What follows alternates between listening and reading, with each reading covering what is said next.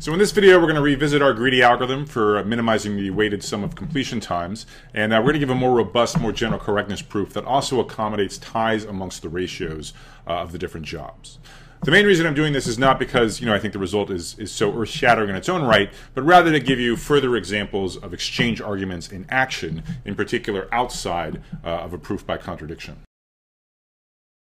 So let's be formal about our new, more general correctness proof. So we're again talking about the greedy algorithm, which orders jobs by the ratio of weight to the length. We're no longer assuming these are distinct, so we can't really say decreasing order. We'll say non-increasing order.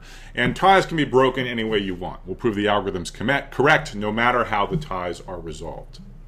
So fortunately, we'll be able to reuse much of the work that we did for the previous correctness proof. But actually, our overall proof plan is going to change a little bit. We're no longer going to proceed by contradiction. So here's the high-level plan now. So as before, we're going to argue correctness on every separate instance, so fix an arbitrary one. So the notation will be similar to last time. So on this input, we'll let sigma denote the output of our greedy algorithm, and then we'll let sigma star denote an arbitrary other competitor, any other schedule of the jobs. So now what we're going to do is we're going to show that sigma, the output of our greedy algorithm, is at least as good as sigma star. Since sigma star was arbitrary, that means the greedy algorithm's output is at least as good as every other schedule, and therefore sigma has to be optimal. So let's now fill in the details. We're going to make a similar notational assumption as last time, in that we're going to assume that the greedy schedule is just 1, 2, 3, all the way up to n. And again, that's a content-free assumption. We can get away with it just by changing the names of the jobs, changing notation. So recall the proof plan. We have to take any other competing schedule sigma star and show that it's no better than sigma, show that sigma is at least as good as it. So fix any such schedule sigma star. Obviously, if sigma star is sigma, then they're the same. They're just as good as each other, so there's nothing to do. Now, if sigma star is not the same thing as sigma, if it's not just the sequence 1, 2, 3 all the way up to n, we're going to reuse a key observation from our previous proof. Namely, any schedule other than just 1 through n has to contain in it a consecutive pair of jobs, I and j, where j is executed immediately after I, where I has the higher index.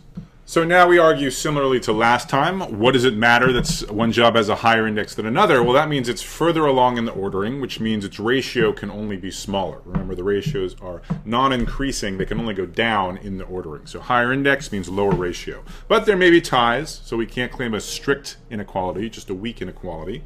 And so again, by clearing denominators, this boils down to the weight of job I times the length of job j is at most the weight of job j times the length of job I.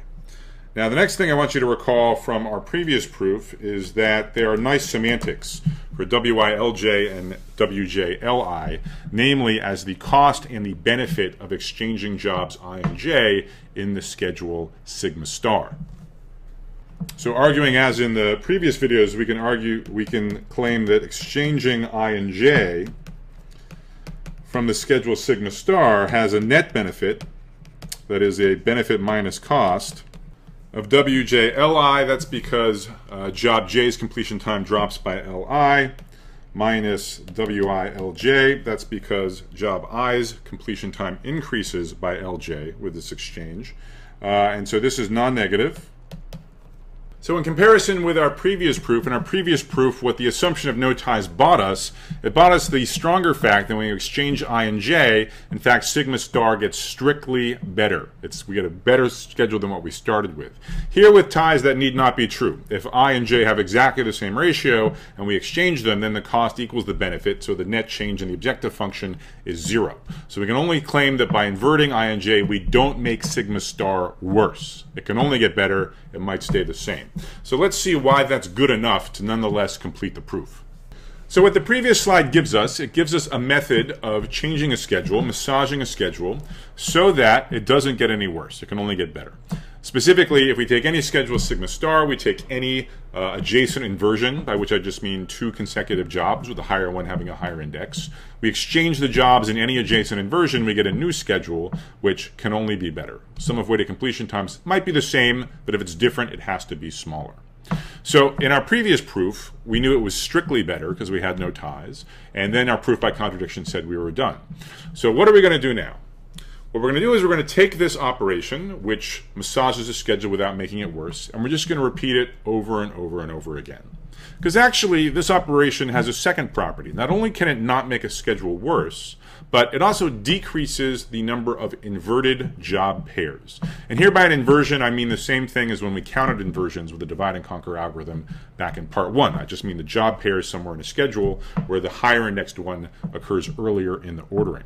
When we exchange adjacent inversion, we uninvert that inversion, and because they're adjacent, we don't create any new inversions. So the number of inverted job pairs drops by exactly 1 each time we do one of these exchanges. So what does that mean? So here's the proof in a nutshell.